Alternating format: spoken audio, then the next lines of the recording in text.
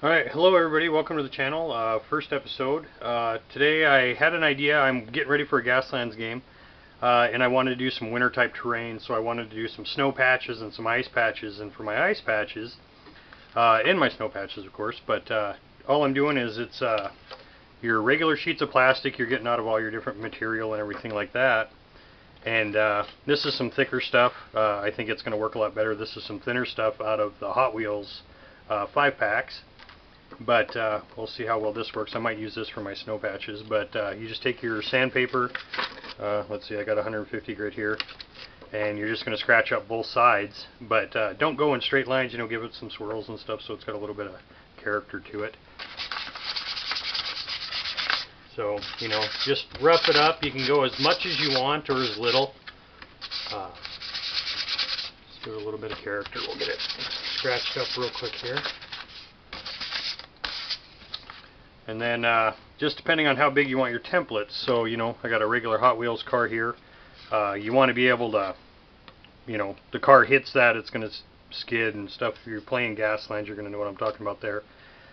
These will work great for D&D too. You know, 40K, anything you put your guys on there, they're moving across difficult terrain with the ice. So you got that. So you're just going to take your scissors, cut out your ice pools. Try and give them some swoops. I'll just do that one for now. But yeah, so you got that. It looks pretty decent. It'll work just fine. Here's my cheap road, and you know, you just throw that on there, gives a little bit of shine, and then they hit that, and you got a hazard. After that, I was working on my snow patches, and you know, I was cardstock, and what you do, you know, it's doing that bending thing as it dries, and I don't think it's going to work well. You know, you can paint the other side or glue the other side, and it'll bend it back a little bit, but I don't know. I think it's just going to be too much of a hassle. So what I'm going to do is, since I'm already making the ice patches, I'm going to go ahead and I'm going to take these thinner sheets because I want to make sure I have enough ice patches that you know, they're spread around the board pretty good. And you can see on this one I've already taken a little bit of what I'm going to show you and put it on here. So it's a little bit of snow on there just to give it a little bit more character. But all you're going to do is take your bowl, regular Elmer's glue, make a mess, just spray that in there, or squirt it in there I guess. A little bit of baking soda, and you're gonna use as much as you want, but basically all you're doing is making Elmer's glue frosting, and you're just gonna keep working that together until you get the consistency you want. You want it a little grainy because you're gonna put baking soda over the top, and this way the Elmer's glue is already absorbed, you know, a good portion of your baking soda. That way you don't have to worry about it bleeding through. And you can put this on as thick or as thin as you want. You know, make your little snow piles on there. Just going to spread it out here. Just kind of go all over. You're going to make a mess. I mean, you can wear gloves if you want, but I don't know. I kind of like making a mess. But so,